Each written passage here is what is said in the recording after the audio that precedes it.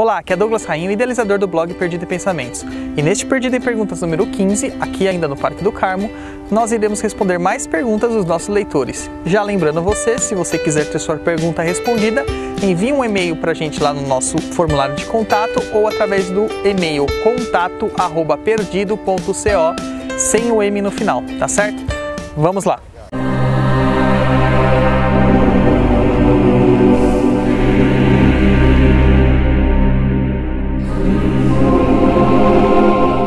Pergunta número 1, ela não quis se identificar, se identificou por iniciais AM. Percebo que quando estou incorporado com o caboclo, ele não fala com o sotaque carregado, mas um consulente disse que entenderia melhor o que ele quer dizer se ele tivesse sotaque. O que você acha disto?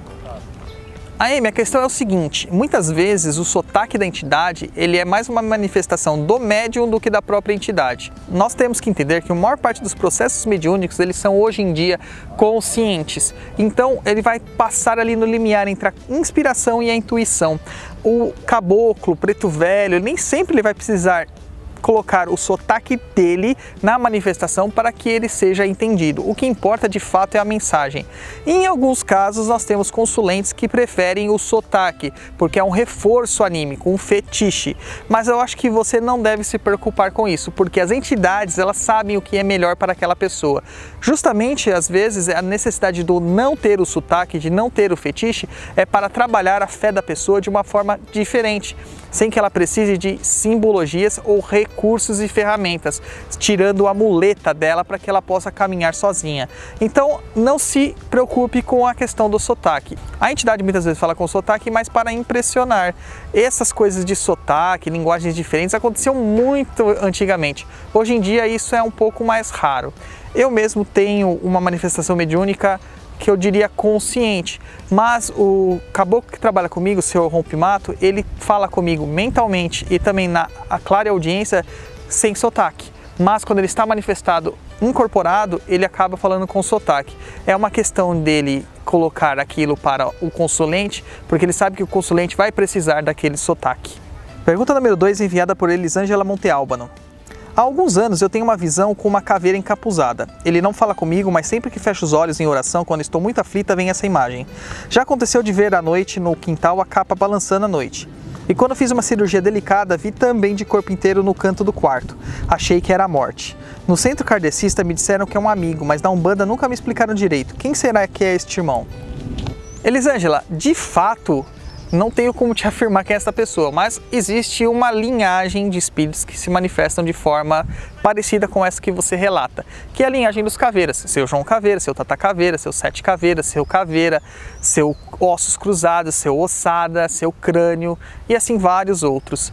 Geralmente estão ligados à linha do cemitério, à linha dos caveiras. Provavelmente ele é um acompanhante realmente espiritual seu, provavelmente aquele Exu que trabalha com as suas forças.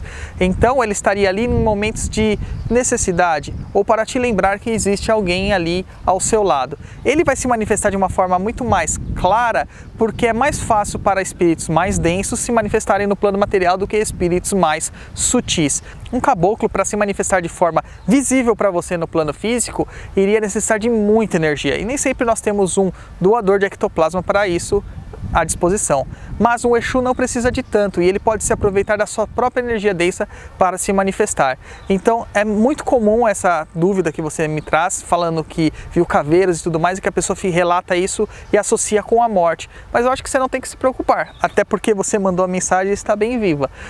O que você tem que se preocupar é entender quem é este acompanhante espiritual. E sim, a Umbanda deveria ter respondido isso para você, já que as figuras que parecem caveiras são trabalhadores dentro da Umbanda. Então a Umbanda tem que te explicar. Se não te explicar no seu terreiro, procure falar com outra entidade, procure falar com o dirigente. Se ainda assim não te explicaram, eu aconselho você a procurar um outro local. Pergunta número 3, enviada por Eduardo Iga. Nos estudos das linhas de Quimbanda, além da atuação de determinados Exus, estudamos certas características deles. Em uma determinada linha, que não me recordo agora, os Exus possuíam garras e aspectos que lembravam lobisomens. Pode ocorrer de um Exu de outra linha da Quimbanda possuir alguma das características citadas acima? Eduardo, pode sim, porque o espírito ele se manifesta da forma como ele quiser. O corpo espiritual, o corpo astral, ele é plasmado, ou seja, moldado à forma da sua vontade. Então você pode manifestar isso da forma que você quiser. É um caso que a gente acaba sendo pego muitas vezes pela visão espiritual ou pseudo-visão espiritual a vermos figuras ilustres, ou a vermos santos, ou os próprios orixás encarnados. São espíritos que estão zombando da sua cara, que se manifestam daquela forma para testar a sua fé. Mas um espírito sério pode sim mudar a sua forma física para que seja uma forma melhor aproveitada por você e pela sua psique ou do consulente. No caso que você cita dos Exus, lá da linha de Quimbanda, que nós estudamos no Espiritualidade em Estudo, nosso grupo fechado do Facebook, para os seguidores do blog, eu vou dizer para você que é a linha dos Omulus, que no começo se falava Omuluns, com N, e acabou perdendo essa letra e sendo associada ao orixá Omulu, mas são estruturas diferentes. Até que o regente dessa linha é o Omulu Rei, o Exu Omulu Rei. E eles se apresentam realmente com pelos muito grandes, né? Pelos longos, apresentam-se com garras, com presas, olhos amarelos e lembram muito figuras que nós conhecemos do ocultismo, que são os lêmures. Esse nome, né, a gente pode até pensar que tem referência com o primata lá de Madagascar, se eu não me engano, mas é o inverso. Justamente existia a figura mitológica lêmur e quando encontraram o animal viram certa semelhança por causa que os olhos deles brilham de forma amarela no escuro e associaram o nome com essa entidade espiritual.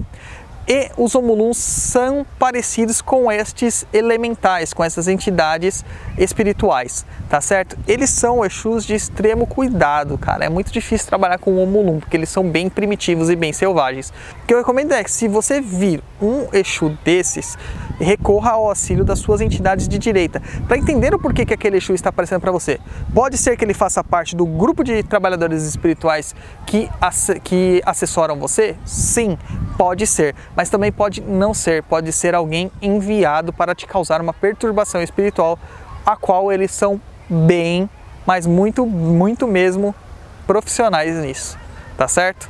Pergunta número 4, enviada por Nara Carvalho. A idade física do médium interfere até que ponto na incorporação? Uma pessoa muito velha pode vir a ter problemas em manter uma incorporação durante algumas horas, por exemplo?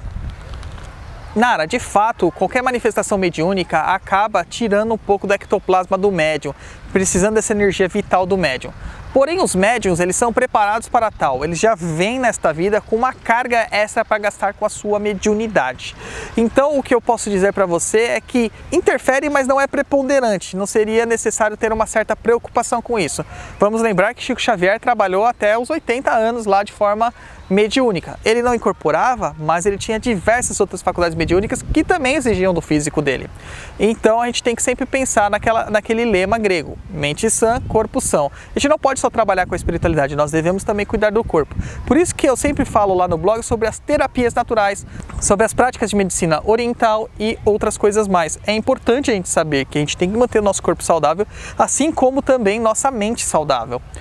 E lembrando você que mediunidade não tem idade para começar. Muitas pessoas podem começar como adolescentes, como jovens, e outras pessoas podem sentir esse chamado ou só ouvirem o chamado, porque eles estão sendo chamados há muito tempo, em idade mais avançada. E não é porque ele já tem uma idade avançada que ele vai parar, ele vai falar assim, não, deixa para a próxima encarnação. Não, ele pode começar a hora que ele quiser. Claro que ele vai ter o período de adaptação, mas ele pode começar a hora que ele quiser, tá certo? Pergunta número 5, enviada por Érica Cassundé. Um médium ostensivo com alguma limitação física pode conversar com seus guias para que ele incorporem de forma mais branda? Érica, pode e deve.